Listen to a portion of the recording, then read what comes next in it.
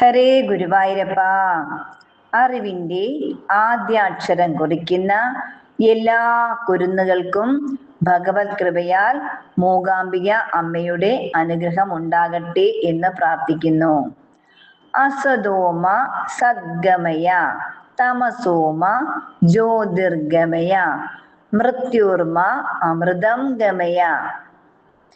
അസത്യത്തിൽ നിന്ന് സത്യത്തിലേക്കും ഇരുളിൽ നിന്ന് വെളിച്ചത്തിലേക്കും മരണത്തിൽ നിന്ന് അമൃതിലേക്കും ഞങ്ങളെ നയിച്ചാലും എന്ന്.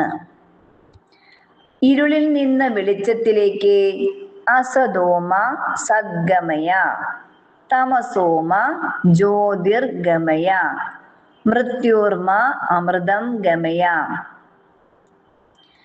നമ്മളിൽ പലരും ദിവസവും കേൾക്കാറുള്ള അല്ലെങ്കിൽ ജപിക്കാറുള്ള വരികളാണ്. എന്നാൽ ഈ നാമജപത്തിന്റെ ആഴം നമ്മൾ എപ്പോഴെങ്കിലും ചിന്തിച്ചിട്ടുണ്ടോ? വെറും ഒരു ശ്ലോകമല്ലിത്. ജീവിതത്തിന്റെ കാഠിന്യത്തിൽ തളർന്നു പോകുമ്പോൾ മനസ്സിന് വെളിച്ചം തരുന്ന ഒരു മഹാമന്ത്രമാണിത്. ഈ വരികളുടെ അർത്ഥം എന്താണെന്ന് നോക്കാം. അസതോമ സദ്ഗമയ.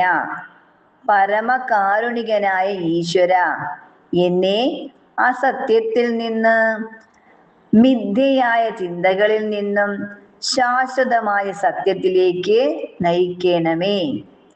തമസോമ ജ്യോതിർഗമയ. എന്റെ ഉള്ളിലെ അജ്ഞാനമാകുന്ന ഇരുളിനെ മാറ്റി ജ്ഞാനത്തിന്റെ പുണ്യമുള്ള വെളിച്ചത്തിലേക്ക് എന്നെ കൈപിടിച്ച് ഉയർത്തേണമേ.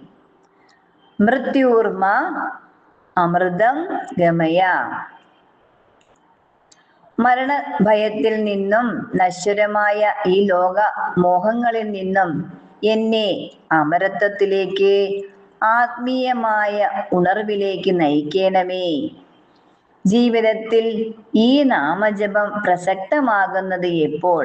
നമ്മുടെ മനസ്സ് അശാന്തമാകുമ്പോൾ, ഏതാണ് ശരി ഏതാണ് തെറ്റ് എന്നറിയാതെ നമ്മൾ പകച്ചു നിൽക്കുമ്പോൾ ഈ വരികൾ നെഞ്ചോട് ചേർത്ത് കണ്ണുകൾ അടച്ച് ഒന്ന് ജപിച്ചു നോക്കൂ.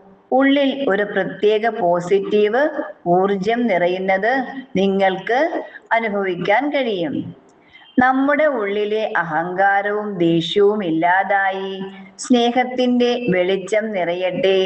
ഈ ലോകം മുഴുവൻ നന്മയാൽ നിറയട്ടെ.